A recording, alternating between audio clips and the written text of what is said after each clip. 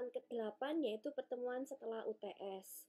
Nah, pertemuan setelah UTS ini kita akan melanjutkan materi yang sebelumnya. Di mana nanti di sini di pertemuan setelah UTS, 2 pertemuan pertama akan diberikan oleh saya, terus kemudian 5 pertemuan berikutnya akan diberikan oleh Bulani.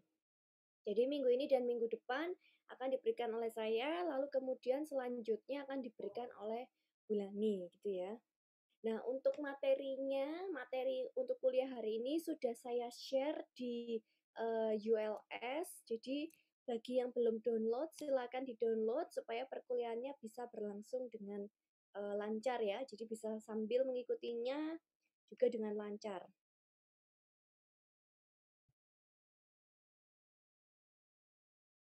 Kita langsung saja masuk ke saya share dulu.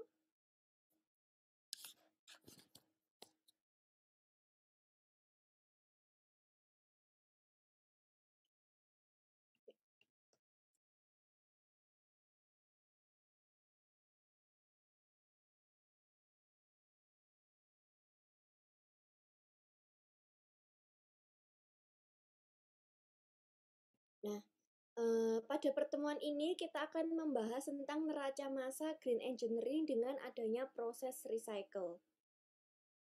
Nah, buku teks yang digunakan bisa sama seperti sebelum UTS, yaitu dari Felder dan juga Himeblau. Terus kemudian untuk peraturan perkuliahan online sama seperti yang sebelumnya, yang mana selama perkuliahan online berlangsung, diharapkan mahasiswa nanti menyalakan video dan mematikan audio. Kemudian audio bisa dinyalakan ketika ingin mengajukan pertanyaan atau misalnya ada sistem pada saat penyampaian materi ada yang error atau misalnya ada gangguan atau slide-nya tidak berpindah, tuh bisa dinyalakan audio terus kemudian memberitahukan kepada saya. Lalu selanjutnya jika memang ada pertanyaan bisa diketikkan di kolom chat atau bisa langsung ditanyakan kepada saya, ya. Nah, topik pertemuan ke-8 kita akan membahas tentang green engineering dan juga product separation and recycle. Yang mana pada saat green engineering pun sudah diberikan di awal oleh Bulani. Nah, di sini saya hanya akan membahas sekilas, terus kemudian di sini kenapa sih kok harus ada introduction-nya tentang green engineering? Karena yang mana kita akan bahas di sini adalah product separation and recycle. Di sini ini adalah merupakan salah satu contoh dari penerapan prinsip si green engineering ini, gitu ya. Jadi salah satu prinsip dari green engineering ini kita bisa terapkan di proses yaitu product separation and recycle. Kemudian nanti pada topik pertemuan minggu depan, pertemuan ke-9 yaitu tentang purging. Terus kemudian topik pertemuan 10 sampai 14 akan disampaikan oleh Bulani. Nah, ini seperti yang sudah dijelaskan oleh Bulani di awal juga, yang mana tentang green process engineering hari ini dan yang akan datang ya. Today dan tomorrow. Ya.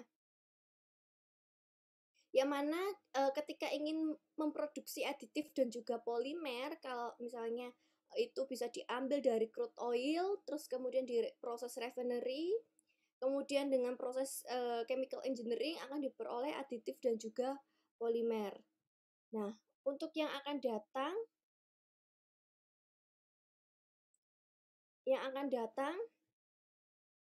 di sini untuk produksi biomass dan polimernya itu dari yang namanya biomasa.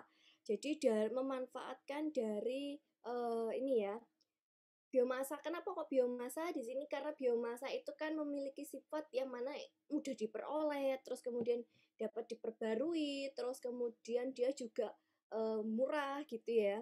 Terus yang paling penting dia juga ramah terhadap lingkungan gitu ya. Jadi ini diharapkan bisa menggantikan crude oil untuk memproduksi aditif dan juga polimer.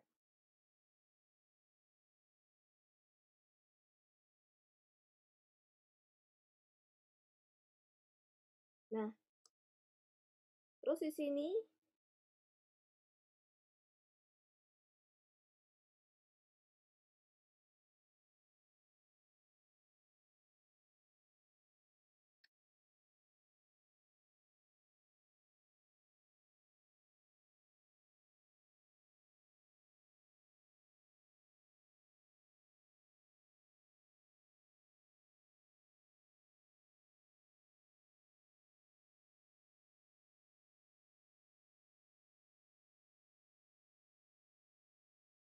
Bentar ya. Nah, ini terus kemudian ada tentang pengertian dari teknik produksi bersih ya. Apa sih yang dimaksud dengan green engineering atau teknik produksi bersih itu sendiri? Jadi teknik produksi bersih itu merupakan suatu cara untuk memproduksi bahan baku menjadi produk melalui berbagai proses dengan limbah seminimal mungkin. Aspek yang perlu diperhatikan adalah bahan baku, faktor ekonomi, pengolahan limbah. Limbah yang dihasilkan dapat diatasi dengan prinsip 3R, yaitu reduce, reuse, dan juga recycle. Yang mana pada topik pertemuan minggu ini yang kita bahas yaitu adalah yang recycle. Jadi ini adalah salah satu contoh dari penerapan prinsip teknik produksi bersih atau yang kita sering sebut dengan green engineering. Jadi si teknik produksi bersih atau green engineering itu bukan mengolah limbah yang ada. Jadi bukan berarti suatu produksi bersih itu kayak misalnya nih kita memproduksi suatu kertas gitu ya, memproduksi kertas gitu. Nah, dalam suatu produksi kertas untuk menghasilkan selembaran kertas ini kan melalui suatu rangkaian proses yaitu dari bahan baku sampai menjadi suatu produk gitu ya. Nah, dalam suatu rangkaian proses ini kan ada berbagai macam limbah yang dihasilkan. Misalnya pada saat proses pulping atau pada saat proses pembentukan lembaran kertas, pada saat proses drying dan lain sebagainya. Itu kan pasti ada limbah-limbah yang dihasilkan. Nah, limbah-limbah yang dihasilkan ini ya, limbah-limbah yang dihasilkan ini kita olah seminimal mungkin sehingga ketika dibuang ke lingkungan itu limbahnya itu sudah sesuai dengan baku mutu yang ada. Bukan berarti ketika sudah jadi limbah semua terus kemudian baru kita olah gitu. Bukan prinsipnya beda. Jadi bagaimana kita meminimalkan terbentuknya si limbah ini. Jadi supaya misalnya limbahnya itu cukup banyak terus kemudian kuantitasnya cukup banyak, kemudian kualitasnya juga masih sangat rendah. Nah, kita berharap dihasilkan limbah yang dengan kuantitas yang sedikit dan kualitas yang sudah mencapai dengan baku mutu atau supaya limbahnya ini sedikit gitu yang dihasilkan. Nah, bagaimana caranya? Itu banyak sekali faktor-faktor ataupun cara yang bisa dilakukan untuk menerapkan teknik produksi bersih. Nah, terus kemudian jika memang sudah prinsip produksi bersih ini sudah diterapkan, maka limbahnya ini bisa diatasi dengan prinsip reduce, reuse, dan juga recycle. Jadi dengan adanya recycle ini yang akan kita bahas nanti, itu bisa menerapkan prinsip produksi bersih.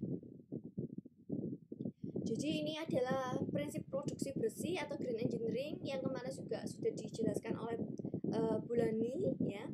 Mungkin di awal ada yang pertama ada prevention, kemudian ada pencegahan ya, ada pencegahan, kemudian ada atom ekonomi terkait konversi. Jadi bagaimana kita menghasilkan suatu proses. Jadi seperti yang saya jelaskan tadi, kita ingin memproduksi kertas misalnya dari bahan baku ampas tebu ya. Dari bahan baku ampas tebu menjadi pulp gitu ya. Terus kemudian dari sini berarti kan kalau misalnya dari ampas tebu menjadi suatu pulp itu kan melalui satu proses, misalnya menggunakan proses soda. Nah, bagaimana caranya supaya atom ekonomi atau konversi dari proses tersebut itu tinggi. Jadi semua ampas tebu itu akan bisa menjadi suatu pulp gitu ya. Kan tidak mungkin kalau konversinya sempurna 100%, tetapi diharapkan ya sekitar 70-90% tercapai gitu ya. Jangan sampai di bawah itu. Jadi kalau misalnya di bawah itu berarti kan banyak bahan baku yang tidak terbentuk menjadi suatu produk gitu kan ya istilahnya. Nah, kalau misalnya dari bahan baku tidak banyak yang terbentuk jadi produk, berarti kan bahan bakunya ini akan menjadi suatu limbah gitu. Atau misalnya menjadi suatu produk samping gitu. Nah, ini maksudnya produksi bersih adalah bagaimana memaksimalkan suatu proses yang mana dari bahan baku menjadi produk semaksimal mungkin, konversinya cukup tinggi sehingga bahan baku yang diolah ini hampir seluruhnya menjadi suatu produk gitu. Itu yang dimaksud dengan yang atom ekonomi. Terus kemudian ada less hazardous chemical synthesis. Jadi kita kalau bisa menggunakan bahan-bahan kimia yang tidak terlalu berbahaya.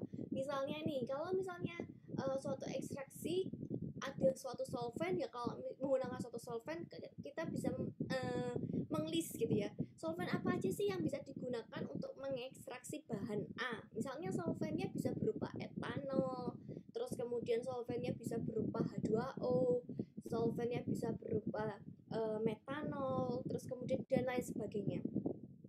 Dari solvent-solvent yang ada ini kita identifikasi dulu mana sih yang paling tidak berbahaya. Misalnya yang paling tidak berbahaya di sini itu adalah si air. Ya kenapa kita nggak menggunakan solvent air gitu ya, ya kan? Nah ini kan berarti kan misalnya dengan berbagai macam solvent ternyata hasil yang diperoleh tuh kurang lebih sama gitu. Jadi kenapa nggak kita pilih yang yang paling ramah terhadap lingkungan atau yang bahan kimianya ini tidak terlalu berbahaya gitu ya, misalnya si air kan, kalau air tidak berbahaya gitu.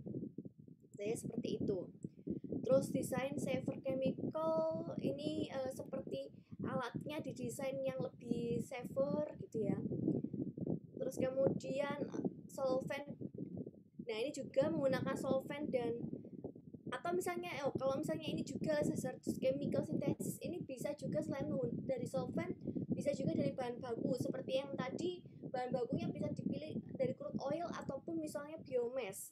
Nah kita bisa menggunakan yang biomass karena lebih ramah terhadap lingkungan seperti itu ya. Solvent kemudian design for energy efficiency, jadi ini tuh berkaitan dengan yang namanya suatu proses. Kalau misalnya desainnya, misalnya nih suatu proses kan tadi di sini adalah designing safer chemical. Jadi misalnya kita menggunakan suatu proses, kita mendesain tuh kondisi prosesnya itu adalah pada suhu yang rendah dan juga tekanan yang rendah, berarti kan lebih aman gitu ya, lebih aman.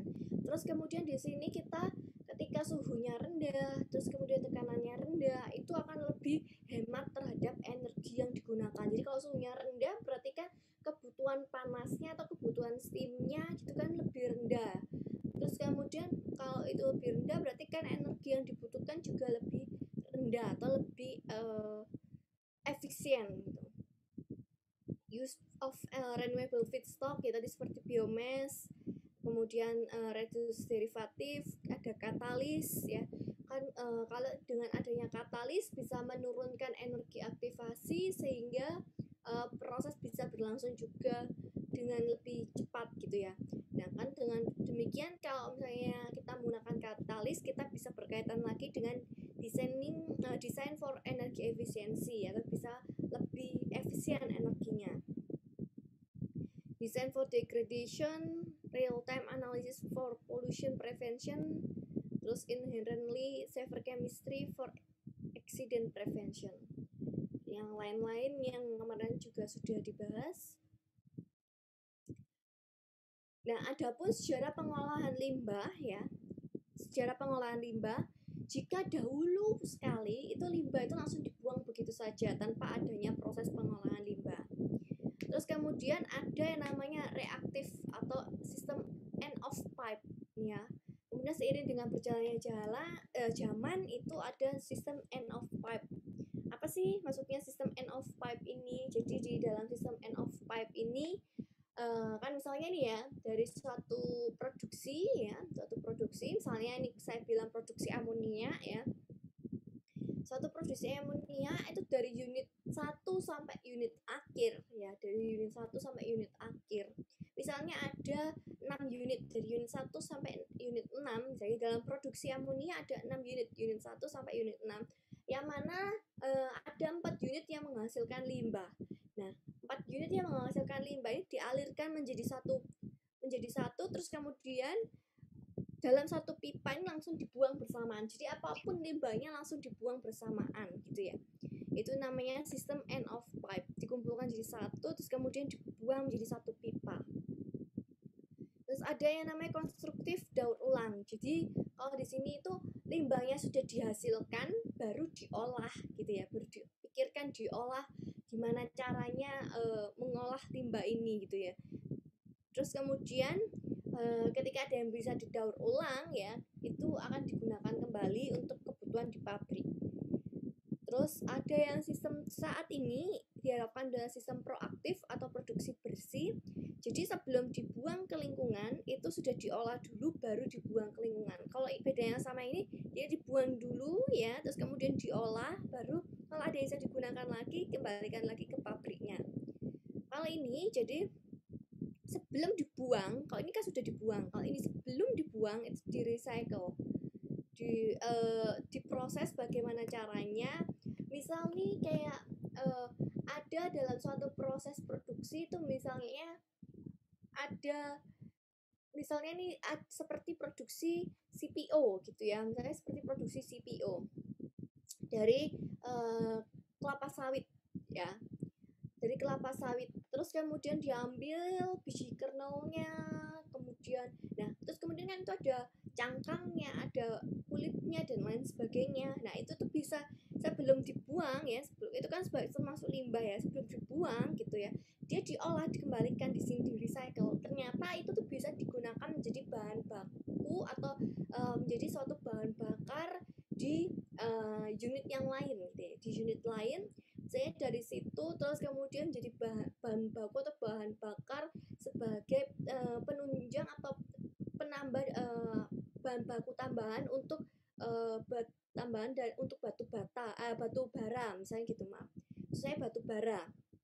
Jadi dari situ ditambahkan dengan ini jadi kebutuhan batu baranya bisa lebih minimal dengan adanya tambahan dari ini tadi hasil dari cangkang atau kulitnya itu tadi ya, cangkang atau kulit yang dihasilkan. Terus kemudian itu disalurkan ya, dibawa oleh conveyor atau bed elevator gitu ya, dibawa menuju ke unit lain gitu ya, ke unit lain yang mana di dalam unit tersebut terjadi proses pembakaran untuk menghasilkan energi atau bisa menghasilkan kemudian bisa menghasilkan steam. Nah, proses menghasilkan energi itu awalnya menggunakan batu bara. Nah, dengan adanya limbah ini ya, itu bisa meminimalkan kebutuhan dari batu bara itu sendiri. Jadi kan sebelum dibuang ini kalau bisa diolah dulu semaksimal mungkin sampai benar-benar semuanya sudah limbahnya sudah diolah seminimal mungkin baru dibuang ke lingkungan. Itu yang membedakan yang namanya dengan produksi bersih. Jadi kalau yang namanya produksi bersih namanya juga produksi bersih ya. Bagaimana kita menciptakan suatu kondisi proses atau suatu produksi yang mana itu bersih. Jadi limbah yang dibuang itu seminimal mungkin. Jadi dalam produksi bersih kita itu meminimalkan limbah, bukan mengolah limbah. Jadi kita mengurangi atau meminimalkan limbah, bukan mengolah limbah yang terbentuk. Itu yang namanya dengan teknik produksi bersih.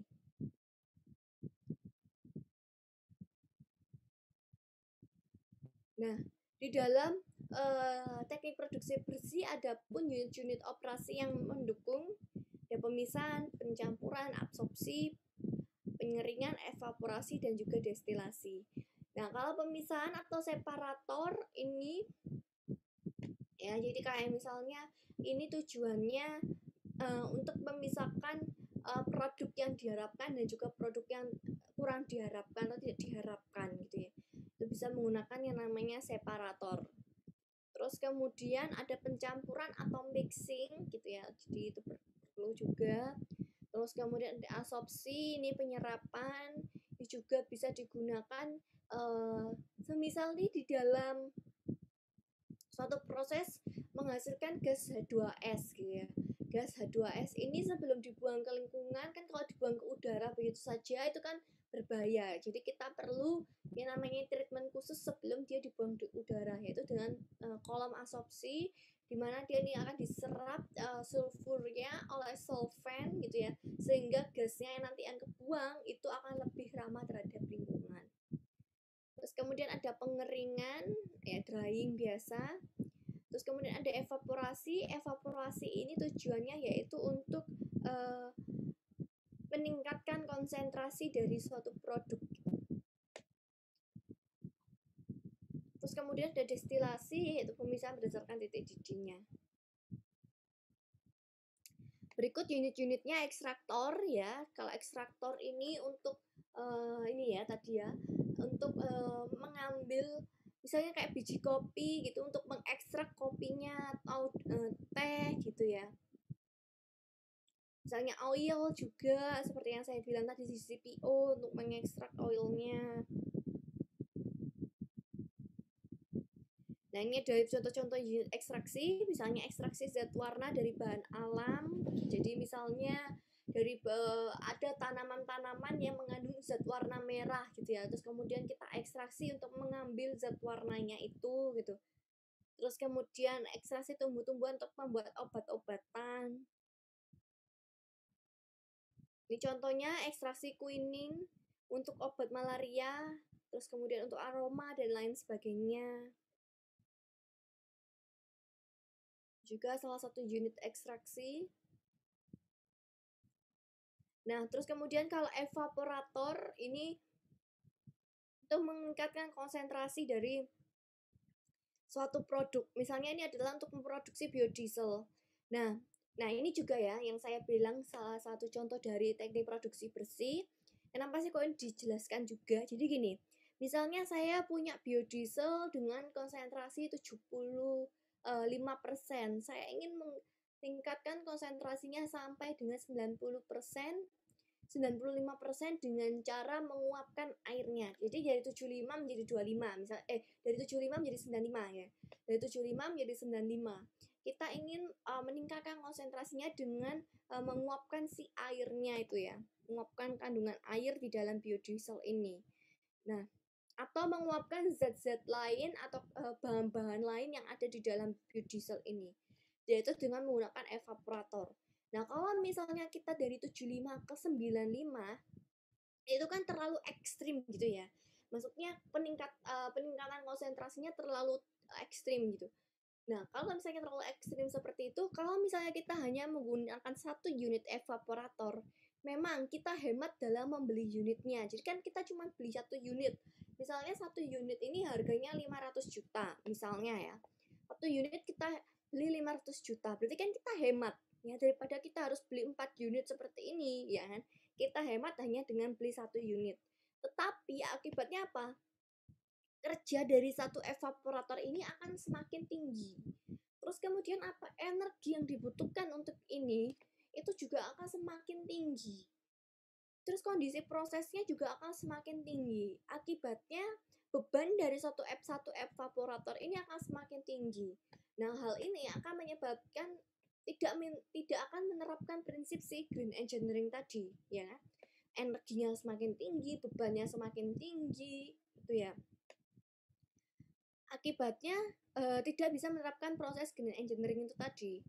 Nah, bagaimana kalau misalnya kita merancang? Jadi itu tadi yang perlunya suatu langkah awal itu kita perlu menerapkan prinsip produksi bersih itu bagaimana caranya kita merancang suatu desain. Contohnya seperti ini tadi, ingin meningkatkan konsentrasi dari 75 sampai 95 dengan menguapkan airnya dalam suatu evaporator.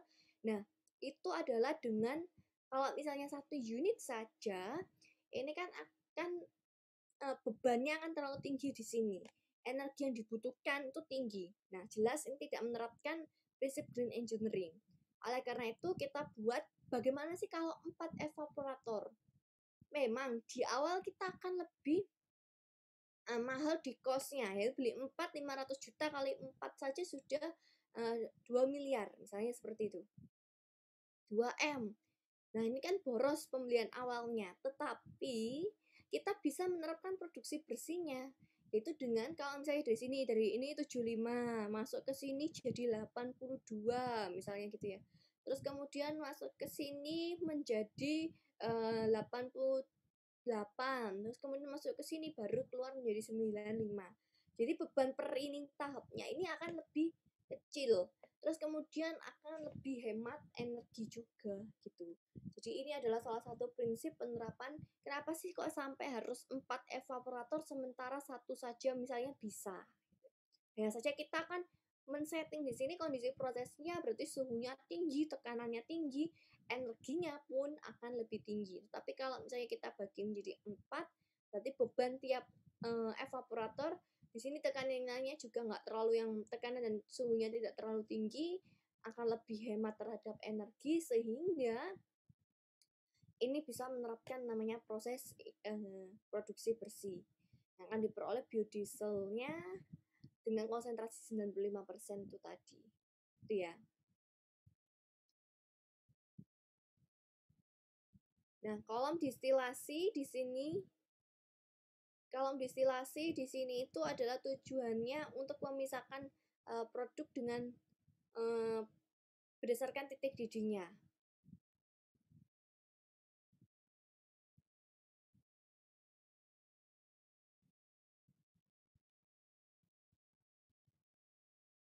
Contohnya, ini ada vacuum belt drying itu untuk proses pengeringan gitu ya. Nah, ini pun juga misalnya ini kan vacuum belt drying. Nah, ini dengan luasan 40 meter persegi. Nah, ini juga desainnya ini perlu diperhatikan. Desain yang cocok untuk ini tuh gimana sih? Desain alatnya itu bagaimana sih supaya beban energi yang dibutuhkan itu tidak terlalu tinggi gitu ya. Di suhu dan juga tekanan yang dibutuhkan untuk mengeringkan suatu produk di sini tidak terlalu tinggi. Nah, kalau tekanan dan suhunya nggak terlalu tinggi, maka energinya akan lebih hemat. Ini dari desainnya. Rancangan proses untuk proses transformasi bahan mentah menjadi produk bisa melalui reaksi kimia atau proses kimia fisika. Kondisi-kondisi proses TP, konsentrasi, laju alir gitu ya. Sarana pendukung bisa berupa pompa, kompresor, perpipaan, HE, dan lain sebagainya. Nah, ini contohnya untuk produksi amonia. Jadi dari udara dikompres masuk ke jadi pertama itu dari sini ya, dari natural gas ini. Terus kemudian kita preheat dan juga sulfur removal, jadi dihilangkan kandungan sulfurnya. Terus kemudian dengan adanya steam di sini masuk ke primary reformer. Di sini suhunya mencapai 713 derajat Celcius. Dan ada bahan bakar fuel. Bahan bakar fuel ini itu tujuannya supaya di sini mencapai suhu yang diharapkan. Masuk ke secondary, di sini juga suhunya sampai 900 derajat Celcius. Kemudian ada udara yang dikompres di sini.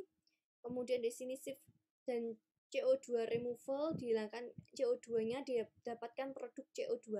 Nah, ini yang saya bilang perancangan proses itu sangat penting. Di sini kan tadi ada separator tuh ya. Nah, ini bisa berupa shift and CO2 removal. Jadi di sini ini kan CO2-nya bisa diambil gitu loh. CO2-nya bisa diambil untuk sebagai produk. Terus kemudian CO2 sebagai produk ini demikian bagaimana bisa digunakan kembali kalau misalnya di proses ini butuh bisa digunakan kembali, tapi kalau misalnya contohnya di proses ini tidak butuh ya, maka CO2 ini bisa disalurkan ke unit yang lain. Ke unit yang lain tuh maksudnya misalnya bisa digunakan untuk proses produksi yang lain. Jadi nggak proses produksi NH3 tapi proses produksi yang lain misalnya gitu. Ya, di sini ada metanator dan dryer. Kemudian ada purifier ya. Kemudian baru di sini proses sintesis sehingga diperoleh NH3 produk. Nah, dari sini ada hidrogen yang bisa di-recycle. Jadi ini kan proses-proses recycle nih ya. Terus kemudian ada yang di purge juga gitu. Jadi dalam satu proses ini ada berbagai macam tahap yang mana tuh ada di recycle. Jadi ini ya, yang saya bilang tadi produksi bersih ini sebelum dibuang ke lingkungan ya, sebelum dibuang ya, ini bisa di dalam satu proses ini bisa di recycle gitu loh.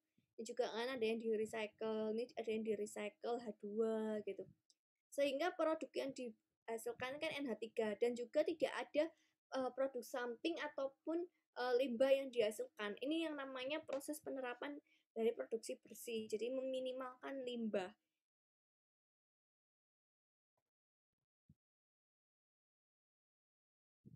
Nah, ini adalah pengantar bahwa yang namanya teknik produksi bersih atau green engineering itu tadi bisa kita terapkan dalam satu contoh proses produksi teknik kimia ini, yaitu dengan adanya yang namanya recycle.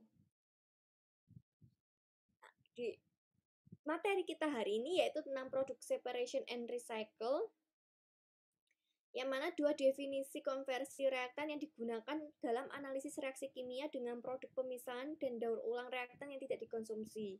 Yang mana di sini kita mengenal yang namanya, kalau misalnya ada product separation and recycle, kita mengenal yang namanya overall conversion dan juga single pass conversion. Jadi gini, apa sih yang akan kita pelajari di sini product separation and recycle?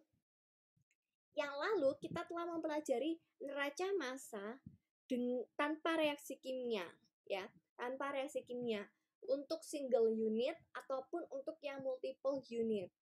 Nah, terus kemudian kita juga telah mempelajari neraca massa dengan reaksi kimia, yaitu untuk yang single unit. Nah, di sini kita akan mempelajari neraca massa dengan reaksi kimia yang mana ada multi unit. Nah, di dalam multi unit ini akan ada yang namanya separation dan juga recycle. Nah, dalam prosesnya ini ya, ada proses separation and recycle. Jadi kayak ada reaktor, misalnya ada namanya juga dengan reaksi kimia, berarti kan ada reaktor ya. Di sini kan tadi saya bilang neraca massa dengan reaksi kimia. Berarti di sini dia akan ada yang namanya reaktor. Terus kemudian dari reaktor ini akan ke separator ya, akan ke unit separator. Itu ya. Terus kemudian dari unit separator ini dipisahkan, terus kemudian produk yang masih bisa digunakan, misalnya seperti ini, produk yang masih bisa digunakan di-recycle kembali. Nah, di-recycle kembali ke reaktornya. Nah, ini yang dalam proses ini kita akan mengenal ada dua nama konversi. Ada konversi secara keseluruhan atau overall, dan single pass conversion atau yang hanya terjadi di reaktor. Nah, kalau kemarin kan kita hanya menghitung konversi yang ada di reaktor saja karena single unit. Nah, kalau di sini ada single pass conversion, itu artinya adalah konversi yang ada di reaktor saja dan overall itu secara keseluruhan proses. Langsung saja. Jadi, mula-mula ada A yang berhasil menjadi B, ya. Ada A yang berhasil menjadi B. Nah, di sini ada 75 mol A, terus kemudian masuk, jadi saat fresh feed ya, jadi saat fresh feed 75 mol A masuk ke dalam reaktor, terus kemudian di sini dia akan menjadi 25 mol A dan juga 75 mol B. Kemudian dari product separation dipisahkan antara mol A dan juga mol B. Mol A yang di recycle kembali sehingga saat fresh feed ini 100 ya, saat fresh feed ini 100, kemudian saat di recycle kembali berarti fresh feed yang perlu ditambahkan menjadi 75 karena yang di recycle adalah 25. Jadi saat fresh feed, saya ulang lagi ya, saat fresh feed ini kan hanya ada 100 ya. Saat fresh feed itu 100 mol A masuk ke dalam reaktor terkonversi, ternyata yang menjadi B hanya 75, sisanya masih dalam A. Terus kemudian kita kan hanya ingin dapat B-nya, jadi masuk ke product separation 75 mol B. Terus mol A daripada langsung dibuang ke lingkungan, ini masih bisa digunakan kembali masuk ke dalam reaktor. Karena ini udah ada 25 yang masuk ke reaktor, sementara mol fresh feed-nya tadi kan harusnya 100. Berarti 100 kurangi 25, kita perlu nambahin lagi fresh feed sebanyak 75. Sehingga feed yang masuk, umpan masuknya adalah sebanyak 175 plus 25 yaitu 100. Begitu seterusnya.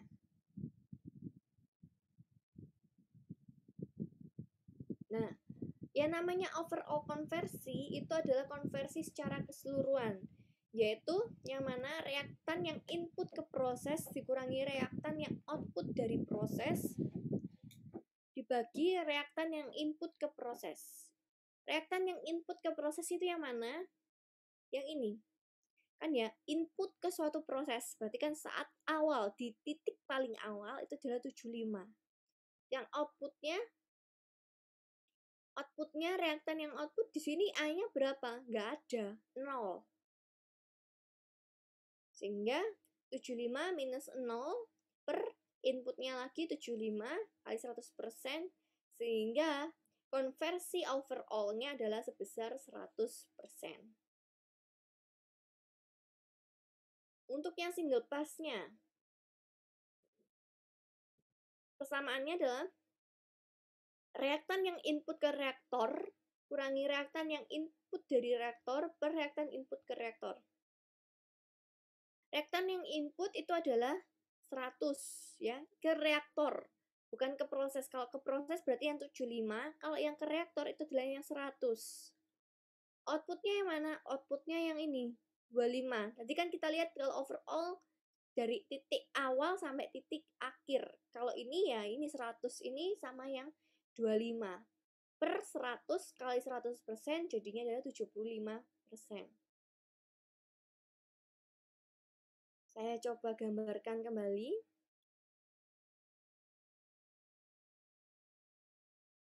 Ya.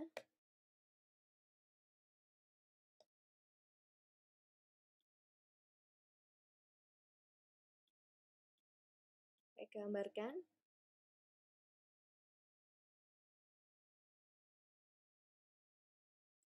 Tadi seperti ini. Terus kemudian ini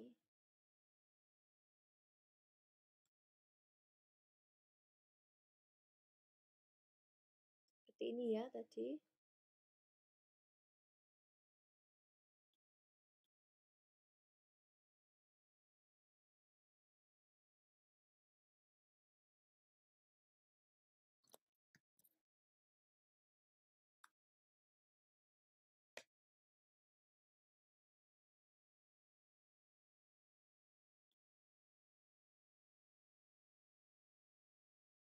Nah, seperti ini ya.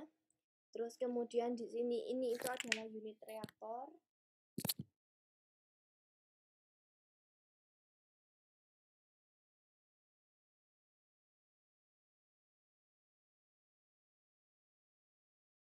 Di sini unit separator.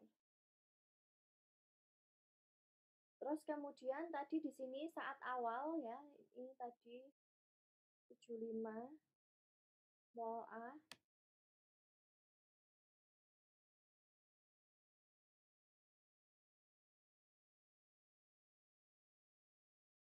Di sini ada 100 mol A.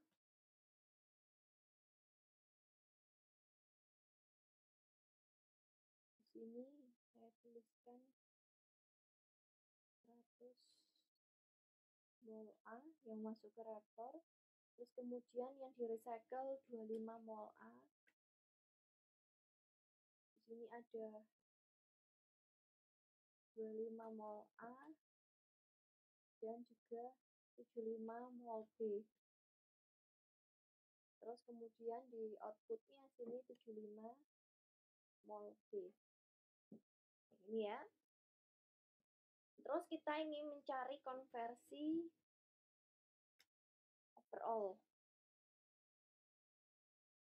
Tadi dibilang bahwa konversi overall ini itu adalah yang input reaktan yang input ke proses per reaktan yang output dari proses. Yang input kita selalu lihat bahwa dia itu yang ada di awal. Ini ya, input ke proses, masuk ke dalam suatu proses. Ini tuh adalah yang input ke proses. Nah, yang output ke proses berarti yang seluruhnya itu yang paling ujung di sini. Output dari proses. Ya, ini yang dari sini, output dari prosesnya ini. Nah, sekarang kita kan bahasnya itu adalah reaktan. Reaktannya itu tadi adalah A. Reaktan kita itu adalah A, sementara produknya adalah B. Nah, persamaannya tadi kan reaktan yang input ke proses minus reaktan yang output dari proses. Nah, dari sini yang output berapa A-nya? Nggak ada, 0. Maka kita bisa masukkan ke sini adalah inputnya 75 mol A minus outputnya 0 mol A per Berarti 75 mol kali 100% sama dengan konversi overall-nya adalah 100%.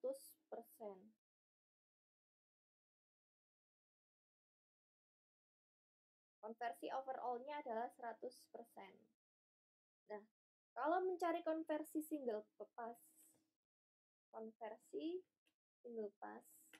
itu hanya di reaktor atau unit reaktor. Dan di unit reaktor. Samaannya bagaimana?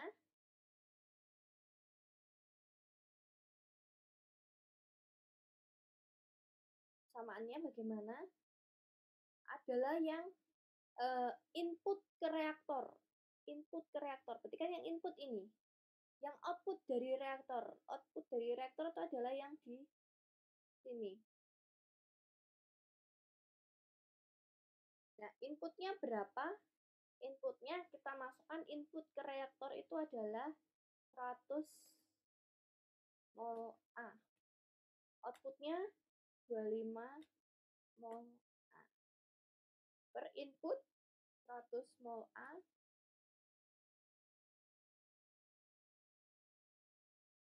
kali 100%,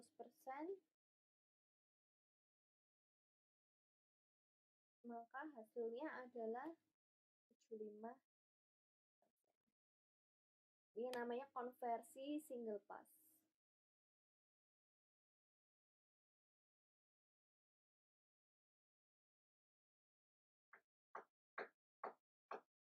Konversi single pass atau yang ada di reaktor ini.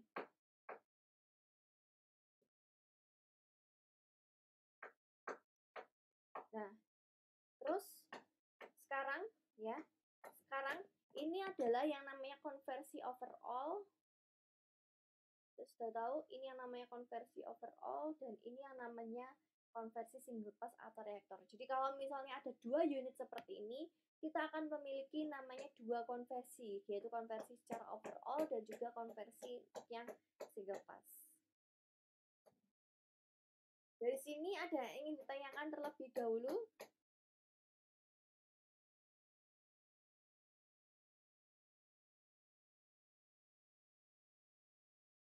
Ya.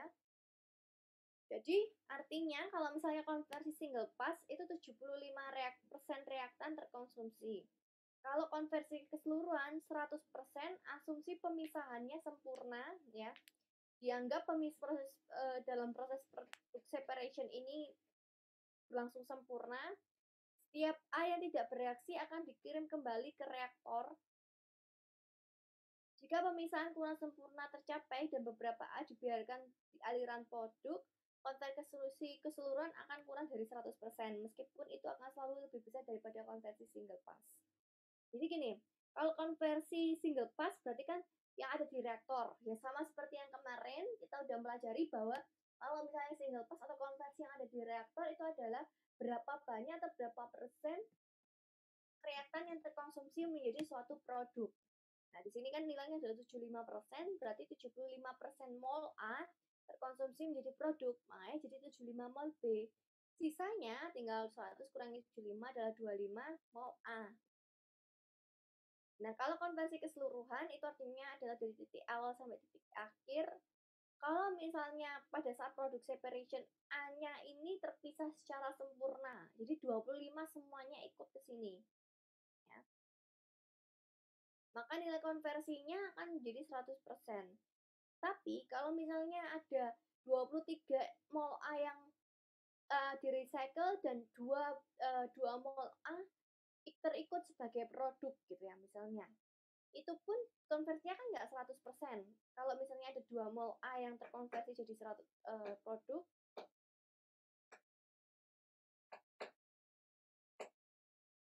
ini ya, saya lanjut lagi di sini.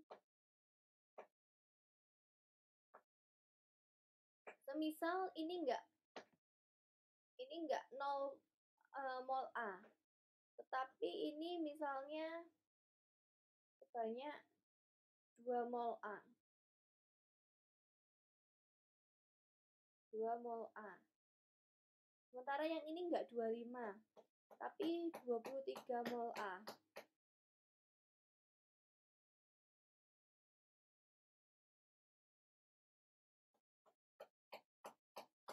Nah, kalau ini 23 mol A, berarti di sini adalah 77, ya. Sehingga nanti konversi overall-nya bagaimana? Berarti kan ini 77 minus outputnya di sini ada 2 per ini 77. Jadi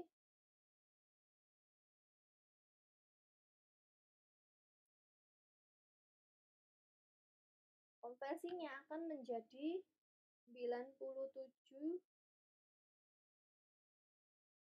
97,4%. 97,4%. Nah, konversinya nggak 100% kan? Tidak 100%. Tidak 100%. Tetapi nilai konversinya akan selalu lebih besar ya. Ini akan lebih besar daripada konversi single pass ini. Jadi nilai konversinya akan selalu lebih besar daripada nilai konversi single pass-nya. Ya.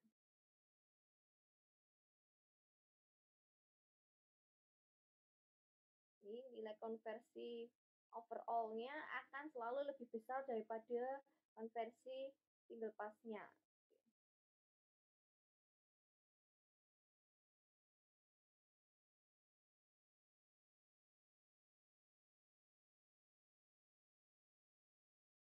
Oke, dari sini ada yang ingin ditanyakan terlebih dahulu?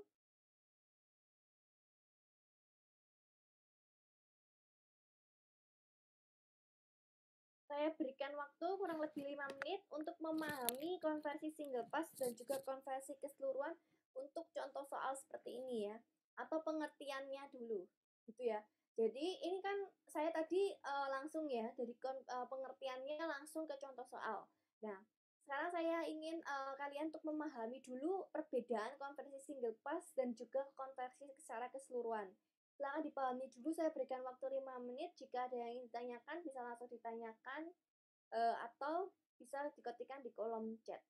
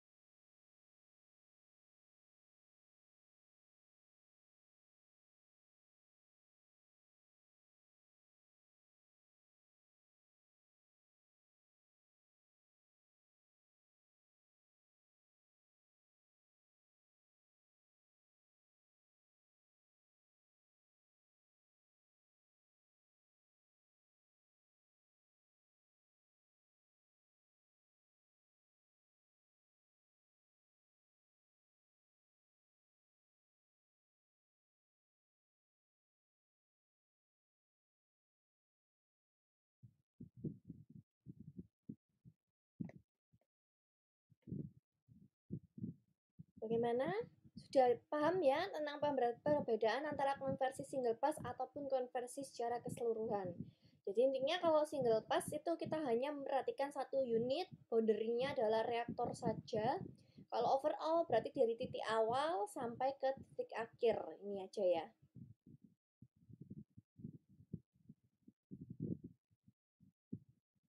Nah, selanjutnya kalau memang tidak ada yang dipertanyakan, kita langsung ke example 4.72 ya. Di example 472. Propana didehidrogenasi untuk membentuk propilen dalam reaktor katalitik. Jadi di sini ada propana menjadi etilen dan juga hidrogen. Proses ini akan dirancang untuk konversi keseluruhan propananya adalah 95%. Jadi konversi overall-nya itu adalah 95%. Produk yang dihasilkan dari reaksi tersebut dipisahkan menjadi dua aliran. Jadi produknya ini nanti masuk ke separator. Dipisahkan jadi dua aliran. Aliran pertama mengandung hidrogen, propilen dan juga 0,55% dari propana yang meninggalkan reaktor. Propana yang meninggalkan reaktor. Itu adalah produknya. Sementara aliran kedua mengandung keseimbangan propana yang tidak bereaksi ya. Dan 5% dari propilen dalam aliran pertama. Didaur ulang ke reaktor. Hitung komposisi produk, rasio mol daur ulang per mol fresh feed dan konversi single pass-nya. Oke. Kita kerjakan lagi soal ini.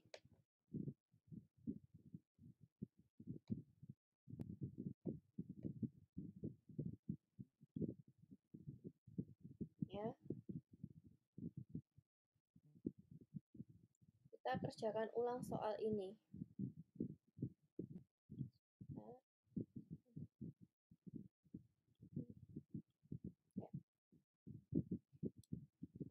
Di soal tadi dibilang, kita tulis dulu ya yang diketahui dari soal. Yang pertama adalah reaksinya. Ya.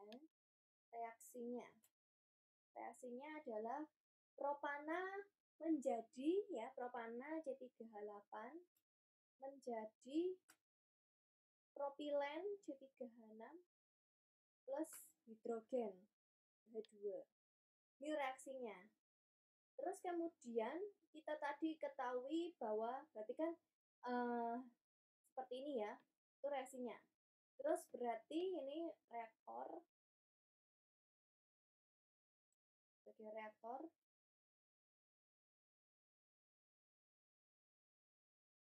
input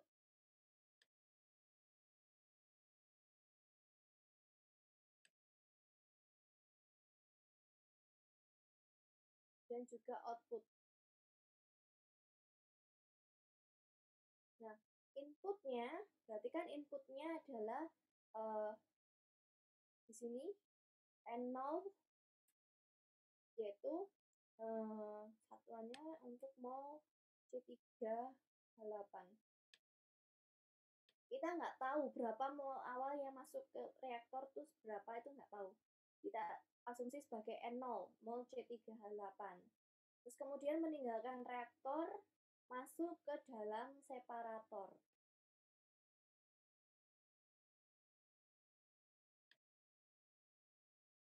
Masuk ke dalam separator.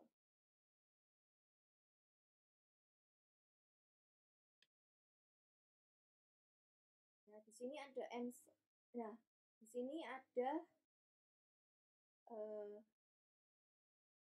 di sini masuk ke dalam separator ya. Kita nggak tahu ini kan ada berarti ada kita tuliskan dulu apa saja yang ada di separator. Di sini kan berarti nanti ada mol C3H8 ya. Dan terus kemudian ada mol C3H6 dan juga mol H2 ya. Terus kemudian dari separator dipisahkan menjadi dua aliran. Aliran pertama sebagai aliran produk, ya kan tadi dibilang aliran produk yang mana terdiri dari H2C3H6. Di sini mol C3H6, terus mol H2 dan mol C3H8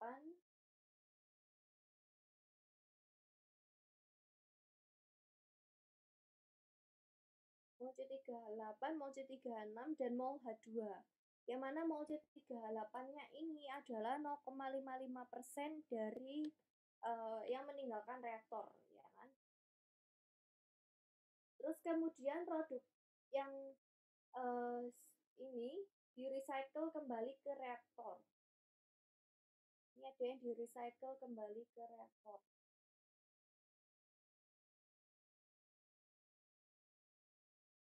Terus kemudian ini di-recycle kembali ke reaktor. Ya. Recycle kembali ke reaktor. Nah, misalnya di sini berarti kan ini ada mixing point, berarti di sini ada N1 mol C3H8. Nah, terus kemudian yang di-recycle ke reaktor itu ada apa saja? Ini ada dari mol C3H8, C3H8 dan juga mol C3H6.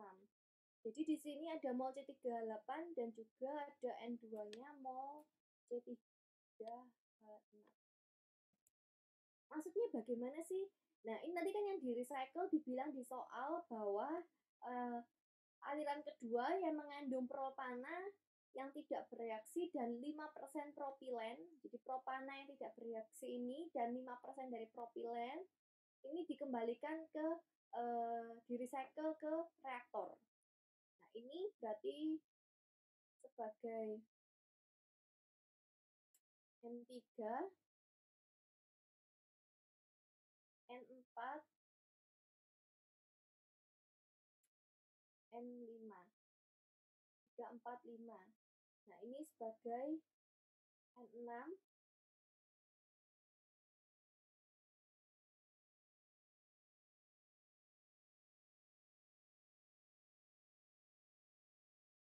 terus ini sebagai N7,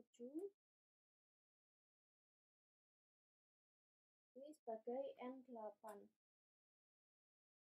Nah, terus kemudian tadi dibilang di sini bahwa 0,55% dari propana yang meninggalkan reaktor.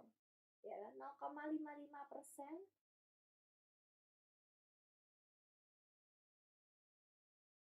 dari propana yang meninggalkan reaktor. Propana yang meninggalkan reaktor itu apa? Ini kan propana meninggalkan reaktor, ya kan? Ini kan reaktor, yang meninggalkan reaktor itu adalah N3. Oke. Terus ada apa lagi yang diketahui? 5% dari propilen dalam aliran pertama. Jadi ini adalah N9, N10. Yang mana propilennya ini adalah 5% dari aliran propilen yang meninggalkan ini. Pada aliran pertama, ini kan aliran pertama, ini aliran kedua. Berarti aliran pertamanya ini adalah N7. 5% dari N7. Sudah. Seperti ini ya.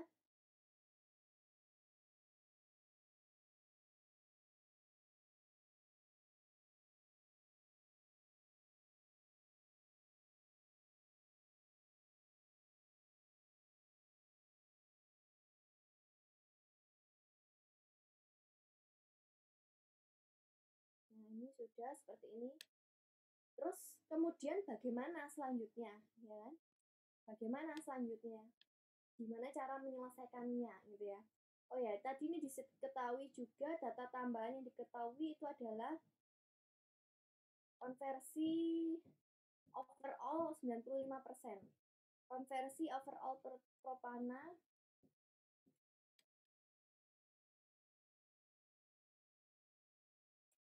%95. Ini ya, konversi overall propana itu adalah 95%. Selanjutnya bagaimana? Seperti yang telah kita lakukan sebelum-sebelumnya, langkah berikutnya adalah kita melakukan analisa DOF.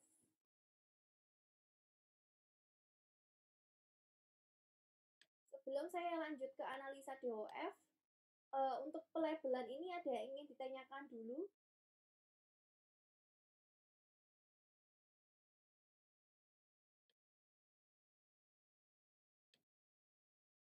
Untuk pelabelan ini ada yang ingin ditanyakan?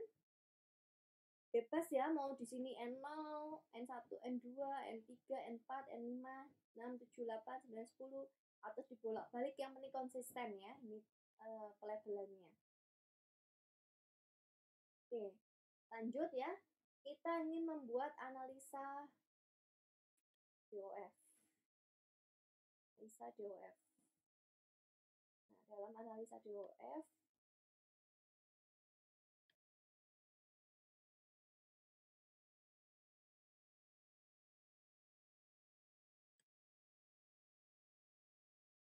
ini. Terus ini ada nanti unitnya kita. Nah, unit kita ada reaktor, separator ya, 1, 2, overall 3, dan juga ada mixing point, berarti ada 4. Oh, berarti di sini nggak cukup. Kita lanjut ke samping saja sini. Analisa DOF. Kita buat dulu.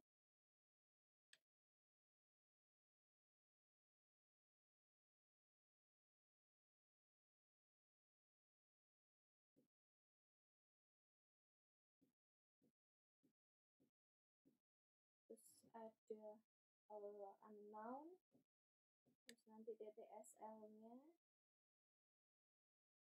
kemudian ada relasi lain, kemudian paling bawah sendiri adalah total.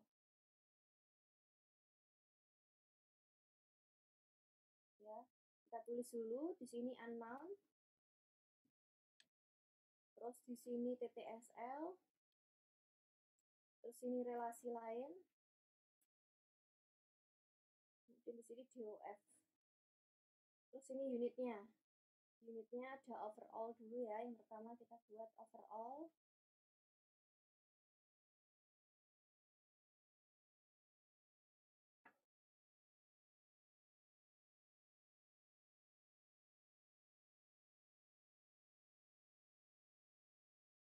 Overall. Terus kemudian kita ada yang namanya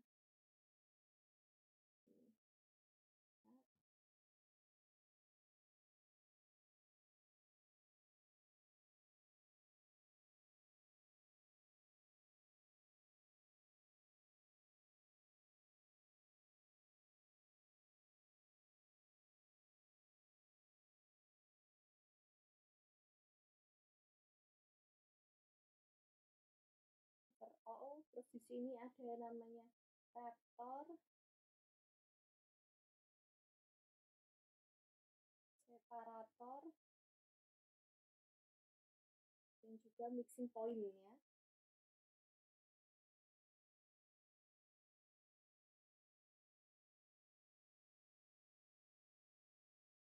Ini kelebihan nggak usah dianggap. Ini overall. Teruskan lagi. Di sini misalnya berikutnya di sini adalah separator. Reaktor dulu ya, reaktor. Kemudian separator.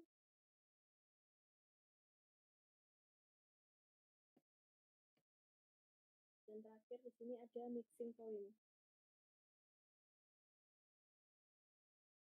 Oke. Next, overall. Berapa unknown variabelnya?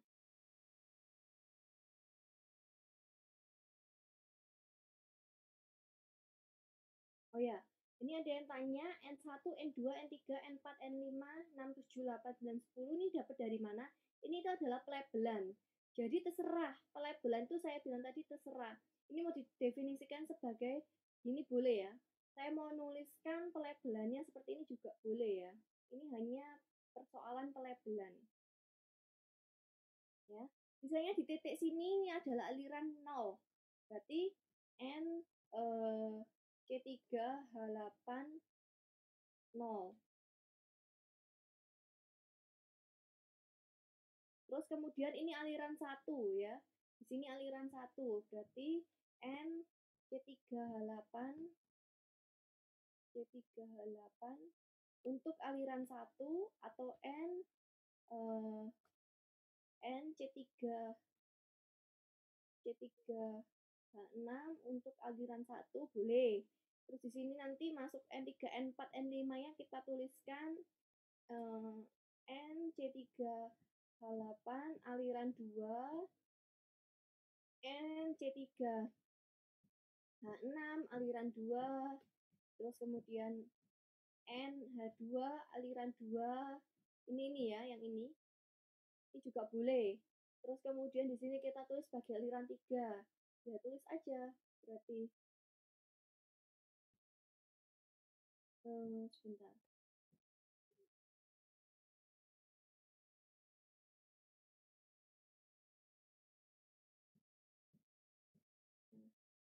Misalnya ini sebagai aliran 3 ya. Kita tuliskan N6-nya itu kita tuliskan N C3H8 aliran 3,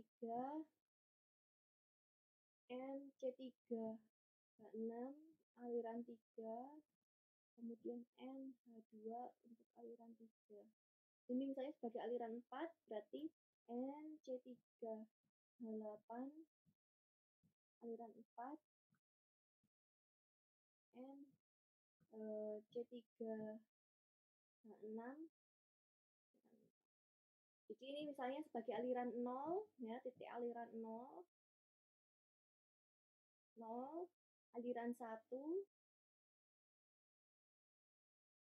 aliran 2, aliran 3, aliran 4. Boleh ya. Jadi kalau yang tanya N0, N1, N2, N3, N4, N5 sampai N10 itu apa? Itu hanya pelabelan. Tergantung kalian mau nulisnya N1, N2, N3, N4, N5 dan seterusnya atau ditulis per aliran. Jadi di sini sebagai aliran 1 disebutkan maaf ini harusnya ini C3 ya. C3H8, terus kemudian nama komponennya, terus kemudian aliran 0, terus kemudian ini aliran 1, aliran 2, aliran 3, aliran 4. Boleh. Jadi hanya pelabelan saja. Kemarin kan kita sudah pelajarin, terserah kalian mau melabelkan senyamannya bagaimana. Gitu ya. Jadi kan supaya nggak terlalu panjang, kita tuliskan N1, N2, N3, N4, N5, 6, 7, 8, 9, 10. Sampai sini paham untuk pelabelannya?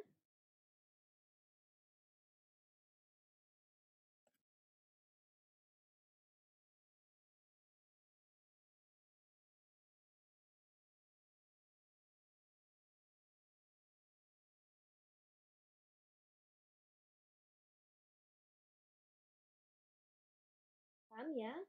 Oke. Saya lanjut di sini overall. Oke. Bentar ya, kita cari warna lain. Overall. Berarti boundary-nya adalah secara keseluruhan ini ya. Di boundary-nya adalah secara keseluruhan ini. Nah, berarti kan dari 0 sampai ke titik 3 ini. Dari titik 0 sampai ke titik 3 ini. Berarti kita hanya lihat dari situ. Boundary-nya yang input ini, yang output di sini. Ya. Boundary-nya yang input ini, yang output di sini. Kalau overall seperti ini, berarti kita lihat analnya berapa. Analnya berarti ada N0,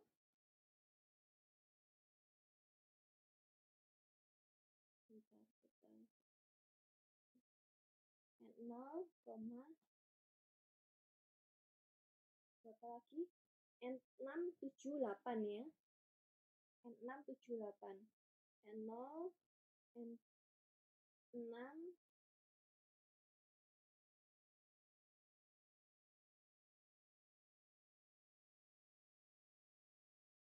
terus N7,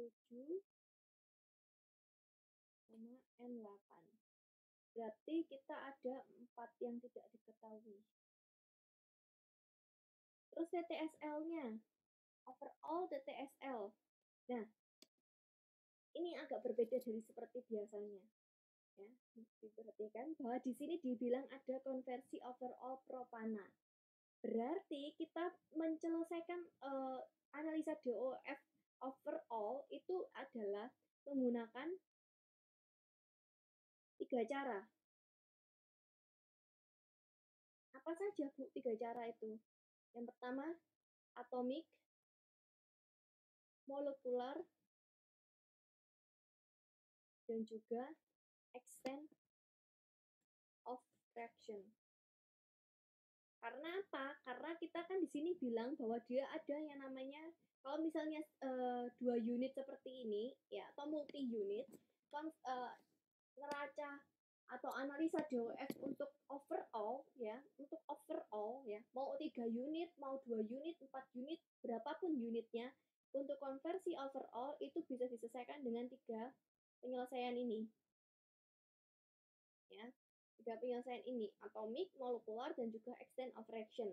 Kita pilih salah satu. Misalnya kita pilih yang atomic, yang paling yang mudah ya, yang mudah saja kita pilih yang atomic. Kalau atomic berarti independent atomic balance-nya ada 2, ya kan? Yaitu C dan H, atom C dan atom H. Relasi lain itu ada 1, ya, ada 1, yaitu konversi overall tadi ya, yaitu 95%. Nah, di sini nilainya adalah 1. Nah, di neraca overall kita bisa mengambil yang namanya basis. Nah, di sini N0-nya bisa kita lakukan yaitu basis. Basis fit. Basis fitnya yaitu misalnya 100 mol fit.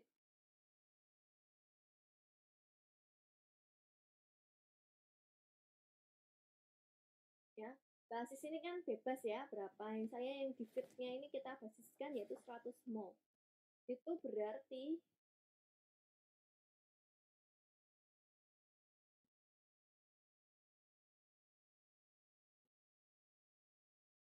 di 100 mol C3H8.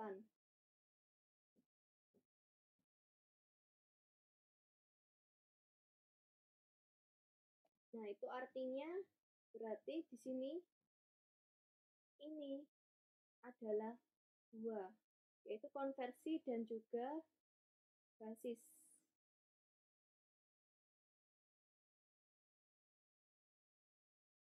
Sehingga DOF-nya adalah 0.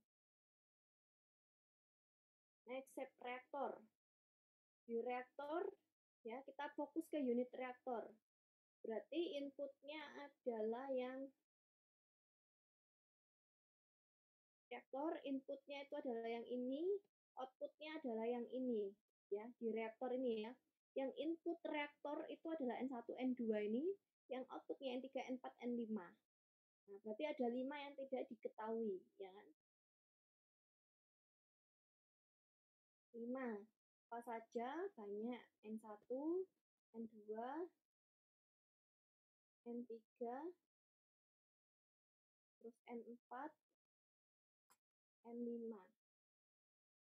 Terus neraca TTSL-nya sama seperti overall, kita bisa pilih atomic, molekular, atau extent of fraction. Kita pilih misalnya yang atomic. Ya, berarti 2 C H. Kemudian di reaktor ini apa ada relasi lain? Tidak ada. Jadi LDF-nya adalah 3. Kemudian separator. Separator. sebelumnya sini. Inputnya adalah yang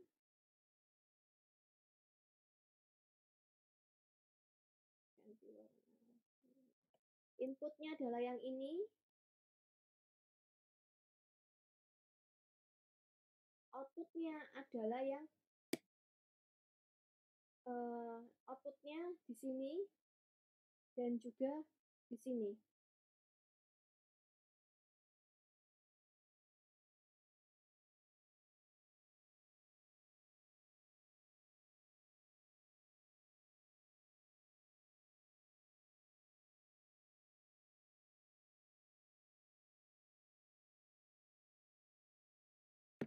Ya, outputnya di sini dan sini. Berarti ada N3, 4, 5, 6, 7, 8. Ada 6 yang tidak diketahui. Oh ini juga 9, 10. Berarti ada 8 yang tidak diketahui di separator. Ada 8. Mulai dari N3, N4, N5, N6, N7, N8, N9, N10. Ada 8 yang tidak diketahui di separator.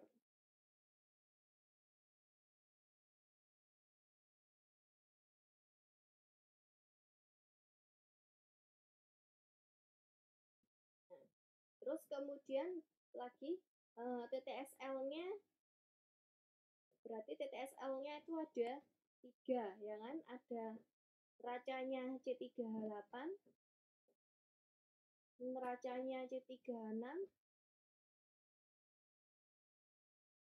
dan H2.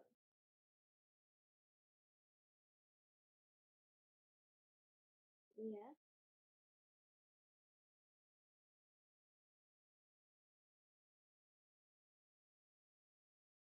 C3H8, C3H6, dan juga H2. Relasi lain di separator itu berarti ada 2, yaitu yang ini. Relasi lainnya adalah yang ini. N6 sama dengan 0,55% N3 dan yang ini N10. Berarti ada 2.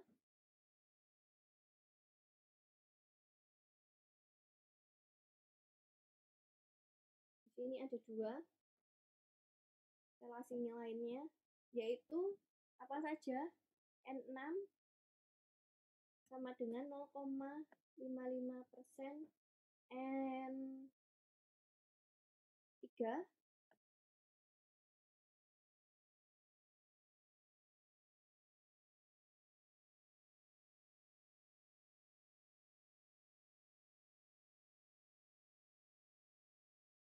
dan juga N6 dan juga N10. Ya, relasi lain N10 yaitu 5% N7. Maka total DOF-nya adalah 3. 8 kurangi 5 ini 3. Kemudian berikutnya mixing point.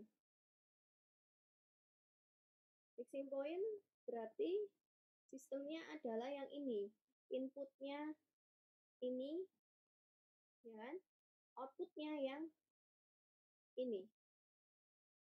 Ya. Inputnya yang di titik 0 ini sama titik sini, titik 4 ini, terus kemudian outputnya yang di titik 1. Berarti yang diketahui N1, N2, N9, N10. Ada 4. Unknown variabel di mixing point ada 4. N1, N2, N9, N10. Terus kemudian TTSL-nya ada 2, yaitu C3H8 dan C3H6 saja. Relasi lainnya ada 1, yaitu N10 sama ya, sama dengan 5% N7. sehingga DOF-nya adalah 1. Kesimpulan dari neraca analisa DOF ini, kesimpulannya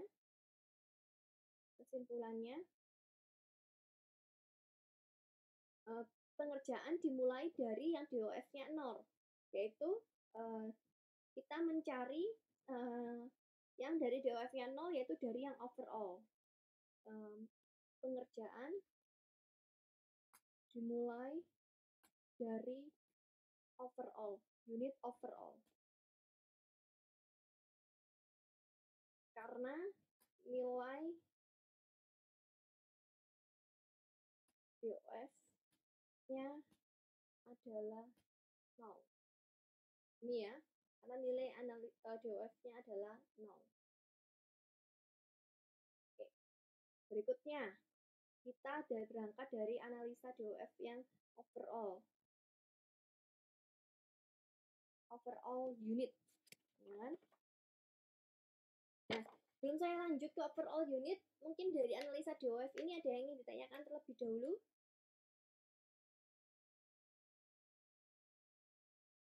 Apakah sudah paham untuk analisa DOF-nya?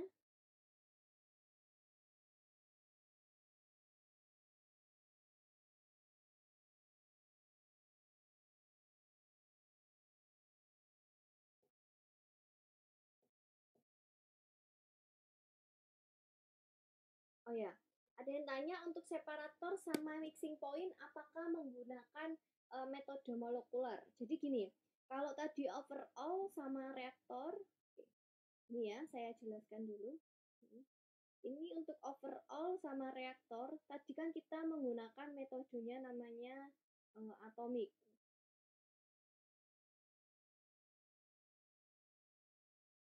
Ya, kebetulan sama atomik. Ya. Mau misalnya kita buat neraca reaktor pakai metode molekuler atau exchange of reaction bebas. Nah, kemudian berikutnya untuk yang separator dan juga mixing point ini adalah kita menggunakan DOF untuk yang neraca massa tanpa reaksi kimia. Jadi bukan menggunakan DOF atomik, molekuler ataupun exchange of reaction, tapi neraca DOF untuk neraca massa tanpa reaksi kimia. Itu yang mana ya Bu? Kok lupa itu ya? Mungkin lupa itu ya. Yang mana sih yang DOF yang tanpa reaksi kimia? Oke, saya ingatkan kembali. DOF yang tanpa reaksi kimia. Jadi kayak misalnya saya gambarkan dulu yang tanpa reaksi kimia ya. Misalnya seperti ini. Ada unit misalnya seperti ini. Terus kemudian ini misalnya unitnya distilasi ya. Unitnya distilasi. Berarti ini ada 2 aliran ya produknya. Mungkin ada yang lupa ya. Saya ingatkan kembali, yang tanpa reaksi kimia gimana sih DOF-nya? Ini misalnya distilasi, berarti kan ada 2 aliran gini ya.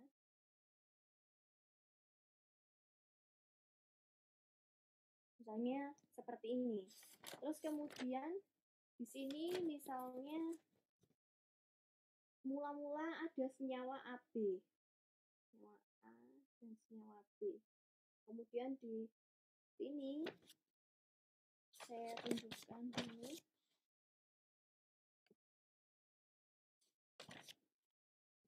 Kalau distilasi. Ya. Kayak ini. Ada senyawa A, senyawa B. Terus kemudian di sini misalnya ada, ini kan berarti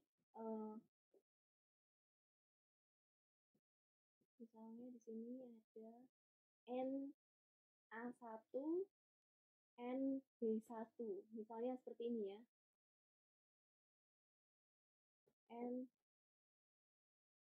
Na1, NB1. Terus di sini ada Na2, NB2. Terus ini ada Na3, NB3. Gimana DOF-nya? Unknown-nya misalnya ini diketahui ya, misalnya ini diketahui Na1 sama NB1-nya diketahui. Misalnya sebesar ini sama dengan 20 mol. Ini misalnya NB-nya sebanyak 80 mol. Misalnya ya. Terus ini Na2-nya di sini misalnya diketahui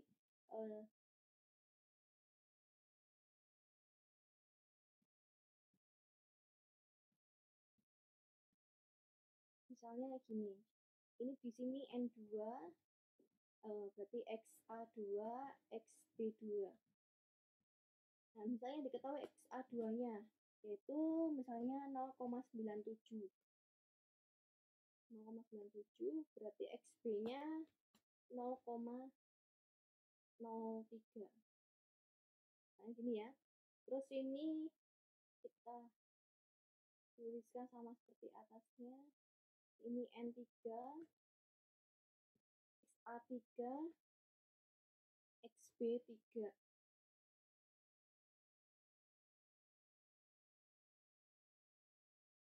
Nah, DOF unknown-nya ada, berarti kan ada 4 ya. Ada 4, yaitu N2, N3, XA3, terus kemudian XB3. Terus kemudian setelah unknown TTSL. Nah, gimana kemarin TTSL-nya? Tidak terhubungkan secara linier. Berarti ada berapa TTSL? Berarti kan nanti ada neraca komponen, neraca overall ya, neraca overall.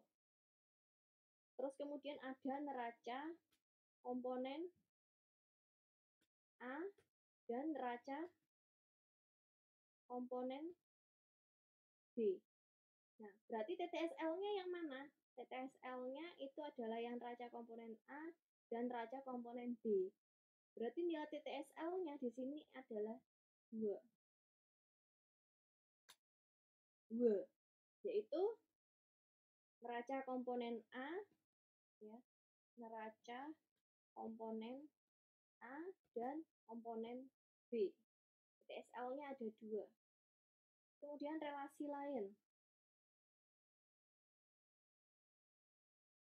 Saya ada 1, yaitu 1 minus, ya kan, 1 yaitu XA3-nya itu adalah 1 minus XB3.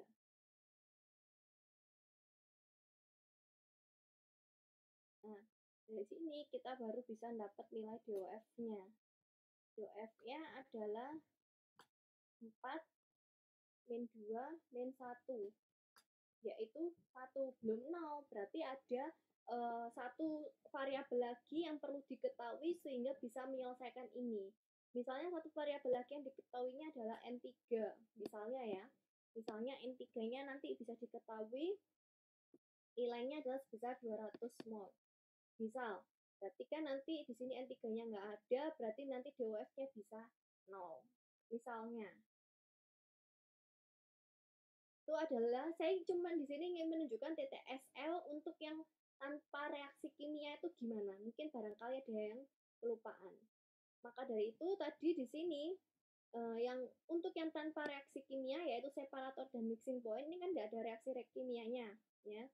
Ini kan nggak ada reaksi kimianya. Ini kan nggak ada reaksi kimianya. Jadi TTSL-nya pakai metode yang cara yang tadi. Nah, berarti kan di sini ada neraca C38, neraca komponen C38, neraca komponen C36, dan neraca komponen H2. Itu pula yang ini mixing point juga demikian. Bukan menggunakan molekular ya, beda. Ini kalau ini pilihannya atomik, molekular, atau exchange of reaction karena ada reaksi kimianya, ada konversinya. Kalau separator dan mixing point di sini adalah menggunakan DOF neraca massa tanpa reaksi kimia. Jadi nggak pakai atomik, molekular, ataupun exchange of reaction. Sampai sini, ada yang ingin tanyakan lagi, paham?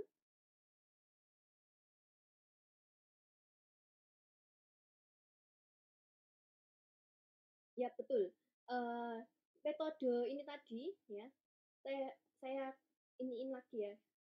Nah, di sini DOF ya, analisa DOF, saya ketikkan lagi. Ini kita perlu memperhatikan, tanpa reaksi kimia atau dengan yang dengan reaksi kimia. Kalau yang dengan reaksi kimia kemarin itu ya, kita udah bahas dia ada 3, apa saja? Di sini saya ketikkan atomik, molekuler, dan juga extent of reaction. Tapi kalau yang tanpa reaksi kimia, ya, yang tanpa reaksi kimia, ini ya DOF-nya adalah seperti ini. Ya, TTSL-nya berdasarkan neraca komponennya. Jadi ada berapa komponen di situ di unit tersebut ya, di unit tersebut ada berapa komponen gitu. Itu yang namanya yang tanpa reaksi kimia. Paham ya sampai sini?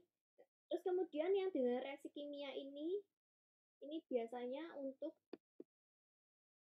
unit reaktor.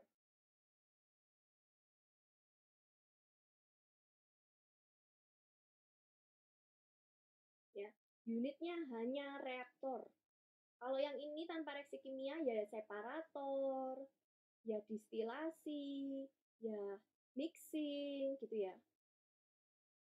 Separator, terus kemudian ada mixing, terus kemudian ada distilasi kayak gitu. Atau distilasi, unit-unit yang tidak ada reaksinya gitu ya.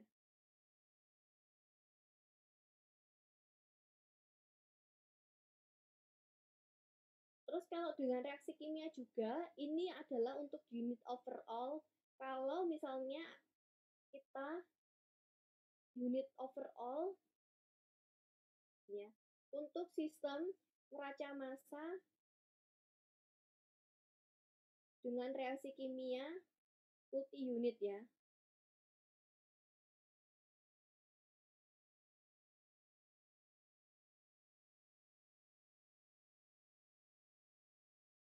Dengan reaksi kimia multi unit.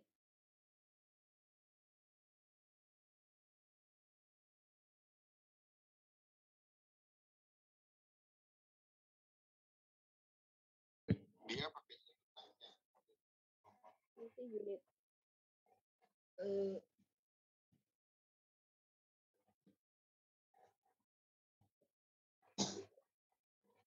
Ada lagi yang ingin ditanyakan terkait ini DOF tanpa reaksi kimia dan dengan reaksi kimia? Yang ini DOF neraca massa dengan reaksi kimia.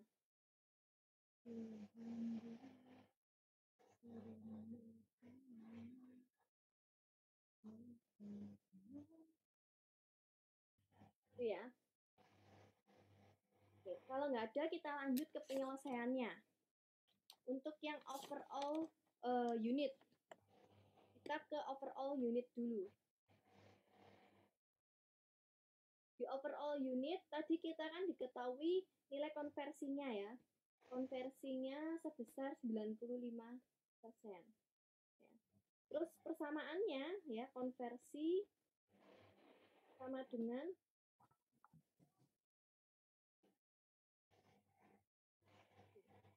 kita punya persamaan konversi overall itu adalah sama dengan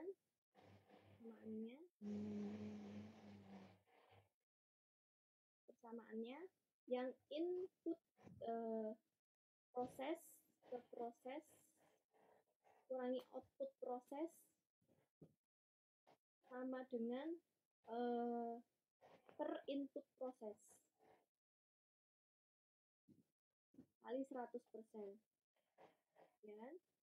Kali 100%. Nah, sekarang konversi overall yang input ke proses.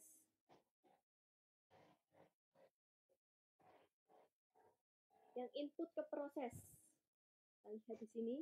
Yang input ke proses berarti kan ini N0 yaitu 100. Yang outputnya adalah N6 ya. Berarti di sini kita masukkan ini 95%. Inputnya 100 kurangi outputnya N6.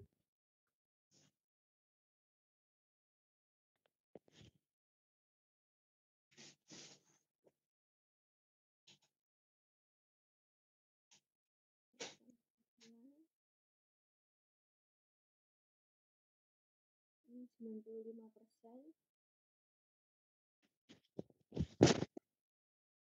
Terus kemudian ini 100 minus N6 per 100 kali 100%.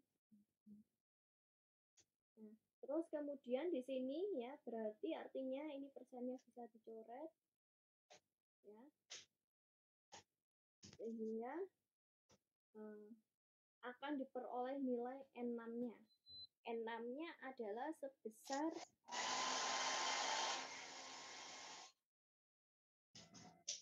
bentar.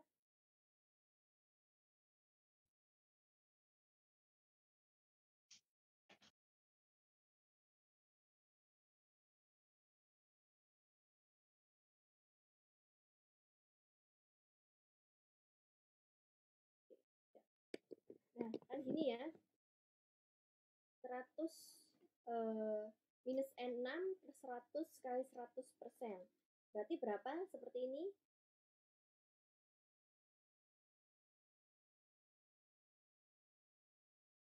Hasilnya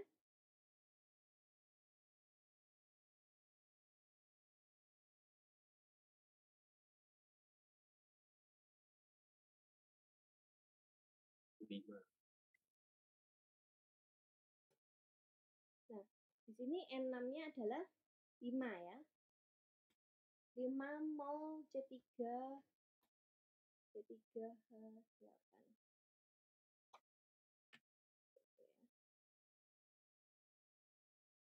Konversi overall. Atau bisa juga kita tuliskan ya, atau cara mudahnya berarti kalau konversinya 95%, 5% tidak terkonversi. Ya kan? 5% tidak terkonversi. Maka N6-nya sama dengan 5% tidak terkonversi dikalikan mol inputnya 100 sehingga sama dengan 5 mol C3H8. Atau ya, ini atau dengan cara ini. Oke, setelah dapat neraca overall.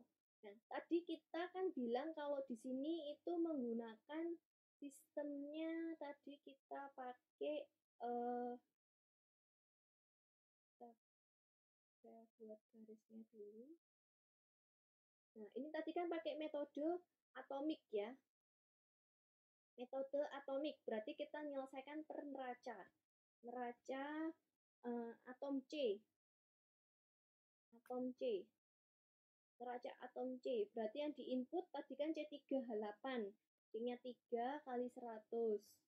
Yang di output C3H8 3 kali N6. 3N6 ditambah C3H8 3N7. Ya. Terus kemudian N6-nya ini kan ada 5 ini ya. Sehingga kita dari sini bisa dapatkan 300 sama dengan 3 kali 5, 15 ya. Plus 3N7. Maka akan dapat N7-nya adalah sama dengan 95 mol C3H6. Oh, bisa 3 kali 100, 3 kali N6, dan 3 kali N7. Kita lihat lagi di sini. Kita lihat lagi di sini. Yang input, ini kan C-nya ada 3 ya. kali N0. N0-nya kita basis tadi 100. Yang output 3 kali N6. 3 kali N7. Ini kan nggak ada C-nya, berarti ya sudah. Itu ya. Yang kita tuliskan 3 kali 100, 3 kali N6, 3 kali N7. Neraca atom H.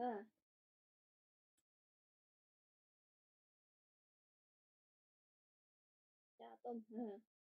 H-nya tadi C3H8. 8 kali 100 sama dengan 8 kali N6, 6 kali N7, plus 2 kali N8. Berarti ini 800. 8 kali N6, 8 kali 5, 40 ya. 6 kali N7, berarti 95 kali 6, 570, plus 2 N8. Maka kita bisa dapat nilai N8-nya adalah sebesar 95 mol. Dapat ya, 678 sudah dapat. Berarti di sini N678 sudah dapat. Ya. Kan tadi ditanyakan adalah yang A tadi kan ditanyakan komposisi gas keluar ya. Ini kan sudah dapat komposisi gas keluarnya N6, N7, N8. Terus kemudian kalau kita cari kan gini, N6 5 mol, N7 95 mol, N8 95 mol. Kemudian N totalnya sama dengan 195 mol. Sehingga kita bisa dapat fraksinya Y6 tinggal 5/195 ya. 5/195, Y7 95/195, dan juga Y8 95/195. Kalau di total adalah 100. Ini untuk yang fraksinya. Terus kemudian yang B, kita ingin mencari yang namanya rasio dari, tadi kan ditanyakan yang B adalah rasio dari mol yang di recycle per fresh feed. Yang di recycle kan N9, N10, berarti kita perlu cari N9, N10. Langkahnya cari dari mana? Cari dari mixing point atau cari dari separator, bukan ya? Kita lakukan lagi di analisa DOF. Tadi kan kalau di DOF kita akan lihat bahwa yang pertama dilakukan adalah di overall karena 0. Selanjutnya nyari N9, N10 bisa dari separator ataupun dari mixing point. Kalau dari separator, ini harus kita make sure bahwa DOF-nya harus 0. Tadi kan kita udah dapat N6, N7, N8, ya kan? Ini kan kita udah dapat semua, N6, N7, N8-nya kan dapat. Sehingga DOF-nya menjadi 5. A0-nya menjadi 5. Sehingga ini akan menjadi 0. Kalau ini kan N1, N2 belum dapat. Jadi ini tetap 4, ini tetap 1. Berarti kita bisa mulainya selanjutnya adalah dari separator. Ya, paham ya? Selanjutnya kita ke unit separator. Separator. Untuk mencari neraca nilai N9 dan N10. Ya, untuk cari N9, N10. Di separator tadi kita punya relasi yang mana N6 sama dengan 0,55% dari N3. Ya. Dari N3. N6-nya ada ya tadi, sehingga kita bisa dapat N3-nya adalah 900 mol. Terus kita punya definisi juga tadi N10 itu sama dengan 5% dari N7. N7-nya tadi kita juga punya, jadi N10-nya kita bisa dapat 4,75 mol.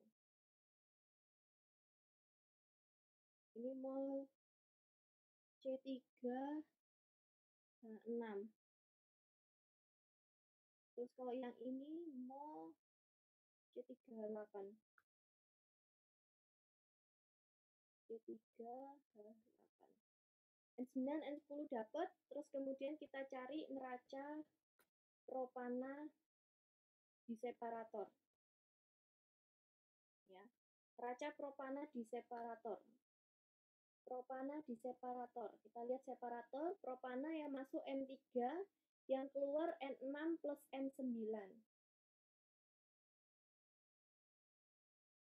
Kita langsung tulis saja. Ya. Di separator yang masuk, di sini propana itu adalah N3 sama dengan N6 plus N9.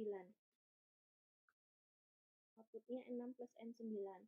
N3-nya ada 900 tadi. N6-nya ada 5 nilainya. Plus N9.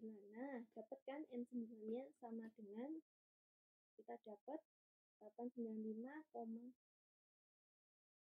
mol propana. Ya. Terus kemudian kita bisa cari juga neraca propilen. Propilen di separator. Itu nilainya adalah N4 sama dengan N7 plus N10. N10 ya. Terus kemudian N4-nya kita yang nggak tahu. N7, N10-nya ada ya, 95 plus 4,75. Sehingga kita dapat N4-nya sama dengan 99,75 mol propilen. Terus tadi kan yang ditanyakan adalah rasio recycle per press fit. Sama dengan, berarti kan recycle-nya itu adalah N9 plus N10 per 100. Ya. Per 100. Jadi masukkan ya N9, N10 per 100, jadi recycle ininya nilainya adalah 65.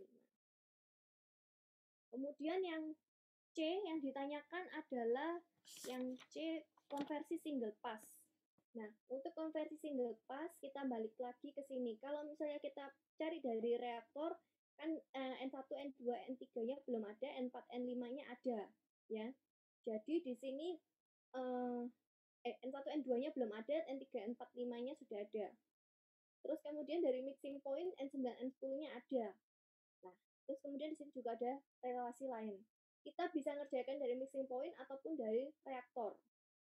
Kalau misalnya di sini saya pilih dari mixing point dulu. Ya, dari mixing point dulu.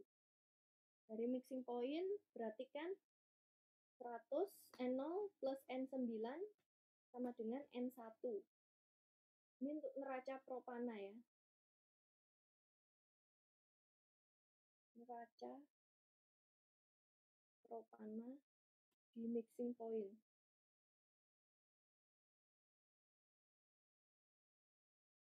Nah, maka N1-nya bisa dapat toh nilainya. Mol propana. Terus kemudian neraca propilen. Neraca propilen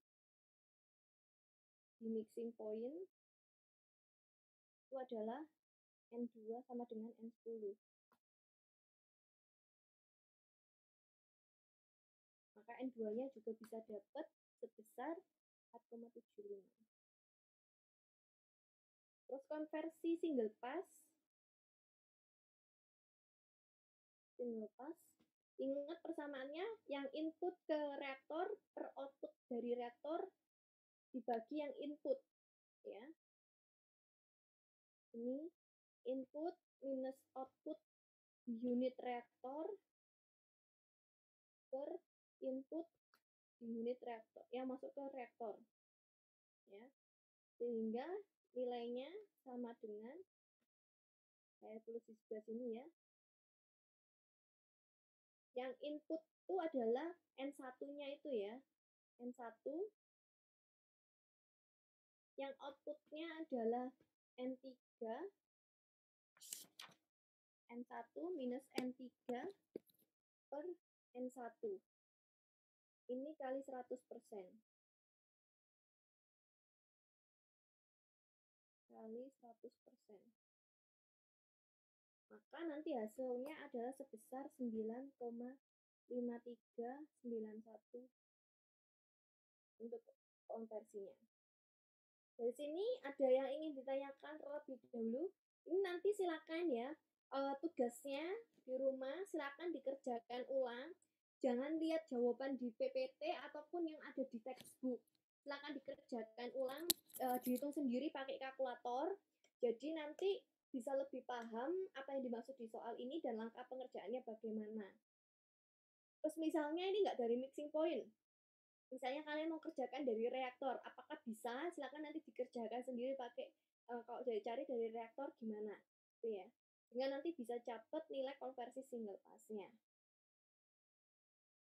Oke, sebelum saya akhiri perkuliahannya, ya tugasnya ini nggak usah dikumpulkan hanya untuk belajar. Nanti minggu depan kalau misalnya ada yang ingin ditanyakan, silakan ditanyakan. Yang ingin ditanyakan dulu?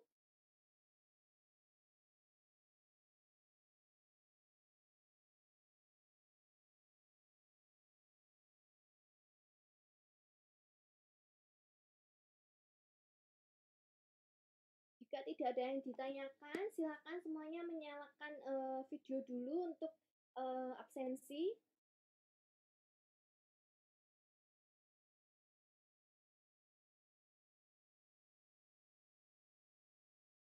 Oke, terima kasih. Saya screenshot dulu halaman pertama.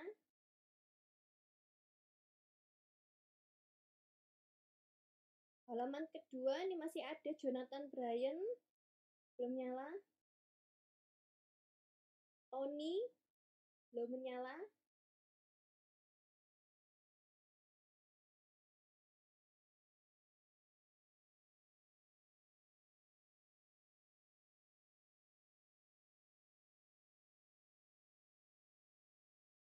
Kemudian saya screenshot halaman ketiga.